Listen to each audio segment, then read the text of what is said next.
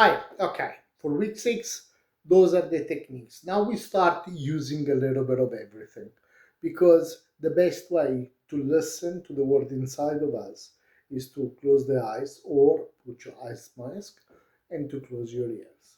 Then the word inside of us becomes more prevalent because we prevent the other sensory to interfere with our own listening inside.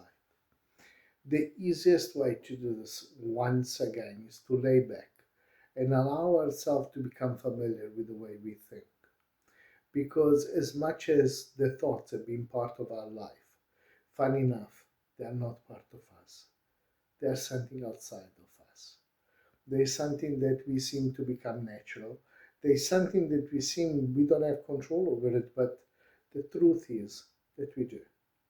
The truth is that as much as we often fall under siege of our thought, we can actually control. Maybe we cannot always control how they go, what they think, and where they go, but we can certainly control whether they can or may not affect our life.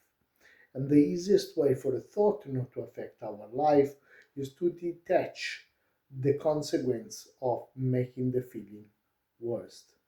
Because if I have a moment of sadness, but I don't allow the thought to continuously rehearse in the moment of sadness, what I'm going to have a feeling that by itself expires. The problem of the trauma is the trauma rehearses itself in our mind all the time. And for as long as we rehearse the memory of a trauma, we relive that experience as if it is happening now. And thus is what is keeping our feeling in that redundancy of trauma. So, learning how to separate them, learning how to deal to the trauma or how to deal with our feelings without interfering with the mind, well, that's absolutely in the best possible way because then if the two are disconnected, we don't have that rehearsing. So, as the beginning, what I would like you to do, like I said, you close your eyes and you close your ears, and I want you to become observant from that to that feeling. I want you to stay with that feeling, but I want you to stay with that feeling simply by placing a hand on your heart or where the feeling is and continuously identifying with the shape and the color, but without talking to him. Acknowledge his presence. That's it. But do not ask any question to it. Do not wonder why is there. Just simply acknowledge it. In a sense, invite your feelings for a tea without speaking to them at all. Just simply be present at the table and that's it. Have no entertainment with them and see and wait for them to go. Don't ask them to go because a question isn't entertaining. Don't. Just simply look at them and wait for them to leave.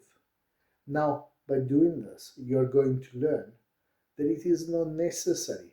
There is a necessity of your mind to inquiry to the feeling. It's not a necessity of the feeling to respond to the mind because the feeling is there.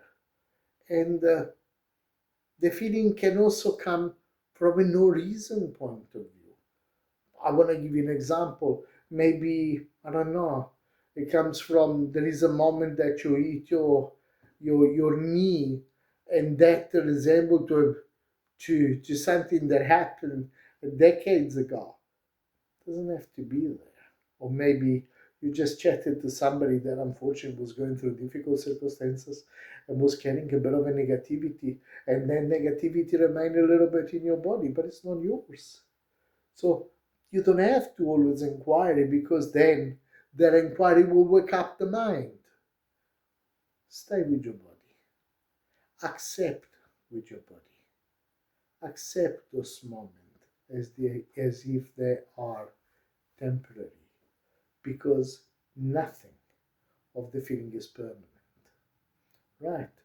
Use this, observing, a little bit of meditation over it, and especially use the breathing. 4 seconds in, inhaling love, 2 seconds holding it, and exhaling the negativity in your body. Always do it until you lower a little bit the frequency of your brainwave, until your thoughts are not coming at the very same speed, until your thoughts are coming at a much lower speed. That means that you're about to have it under control. Start getting aware of how those beautiful techniques actually affect your body. Notice how the longer you keep breathing and focusing on the breathing, the slower your thoughts come. All right, guys, this is techniques and this is exercises in the same video, and I'm looking forward to learning from you how this has been improving your life. I'll see you next time.